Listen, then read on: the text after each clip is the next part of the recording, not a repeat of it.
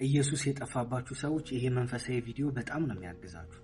ጌታን አይታችሁ ክርስትናን የጀመራችሁ ከዛ ግን ክርስትናውን እየኖራችሁ በቃ ድብዝዝ ያለባችሁ ጌታ የጠፋ አይነት ፊሊንግ የተሰማችሁ በቃ በኃጢአት ውስጥ ወይ በተለያየ አይነት ድካም ውስጥ ያላችሁ ሰዎች እዚህ መንፈሳዊ ቪዲዮ ላይ ይሄ ዶናልድ የሚባለው ሰውና ኢየሱስ መካከል የነበረው ፌሎሺፕ ጌታ ሲጠፋበት ጌታ ምን እንዳስተማረው በጣም በቃ ከኔ ህይወት ጋር ስለሚገናኝ ነው መሰለኝ በጣም ነው የነካኝ ይሄ ቪዲዮ።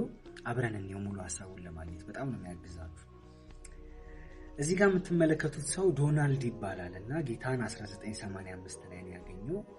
ከዛ አንድ ጸሎት ነበረው።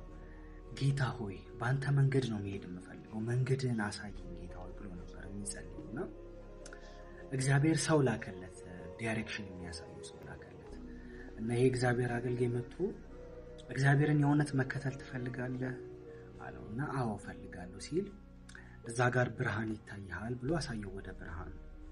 ያ ብርሃን የዘላለም ህይወት ብርሃን ነው፣ ይህንን ብርሃን እየተመለከትክ መንገድ ጀምር ብሎ መንፈሳዊ ዳይሬክሽን አሳየው ማለት ነው ለዶናልድ። እና እንግዲህ ዶናልድ ጉዞውን ጀመረ ማለት ነው ከጌታ ጋር። እና ጉዞውን ሲጀምር እዚህ ጋር እንደምታዩት ጌታን አየው ማለት ነው። ጌታ እጁን እንደዚህ ያውለበለበ ና ወደኔ ተከተለኝ ና መንገዱን ጀምር አለው።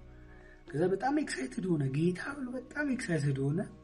መጣለው ይሻልና ከጌታ ጋር መንገድ ጀመረ ማለት ነው። ጌታም ና ተከተለኝ ብሎ መንገዳቸውን ጀመሩ ማለት ነው። እና ዶናልድ ክርስትናውን እየኖረ ጌታን እየተከተለ እየተራመደ እሱ እንደሚፈልገው መሮጥ አልቻለም። በጌታና በሱ መካከል ያለው ዲስታንስ እየጨመረ ሄደ፣ እንደውም እየሰፋ ሄደ። እና እንዴ ለምንድነው ቀስ ብዬ የምራመደው ለምንድነው መፍጠን ያልቻልኩት አለና እንደው መራመዱን ትቶ ጭራሽ እንደው መሮጥ ጀመረ። ፍለጋው ውስጥ ሆነ ማለት እና በሮጠ ቁጥር እንደውም የበለጠ የራቀ መጣ ማለት ነው። ነገሮች እየደበዘዙበት እዚህ ጋር እንደምታዩት እየጨለመ መጣ ነገሩ። ያው የአንድ ቀን የሁለት ቀን አይደለም የአመታት ህይወት ሊሆን ይችላል።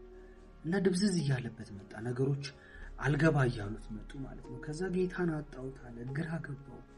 ምንድነው እየተፈጠረ ያለው? እና የክርስትና ህይወቱ በቃ ግራ አጋባው ማለት ነው። እዚህ ሲዝን ላይ ያው በአመታት ውስጥ ያለ ህይወት። ከዛ እንግዲህ ዝም ብሎ መንገዱን ወክ ማድረግ ቀጠለ። ቀድሞ ተነግሮኛል፣ ያ ብርሃን ጌታ እንደሆነ ቀድሞ ተነግሮኛል። ስለዚህ በቃ ይሄንን ብርሃን እያየው መንፈሳዊ ህይወቴን እቀጥላለሁ። በቃ አሁን ጌታም ያለ አይመስለኝም። በቃ ሆፕለስ ሆኛለሁ፣ ተስፋ ቆርጫለሁ። ግን ብርሃኑ ኢየሱስ እንደሆነ ስለማቅ ከዚህ ብርሃን ግን ዞር አልልም፣ ዝም ብዬ በቃ ብርሃኑን እከተላለሁ አለና ዝም ብሎ ብርሃኑን መከተል ጀመረ ማለት ነው። ከዛ እንግዲህ እዚህ ጋር እንደምትመለከቱት እግሩ ላይ ሰንሰለት አለ፣ ቀንበር አለበት፣ ተሸክሞ የሚዞረው ነገር አለና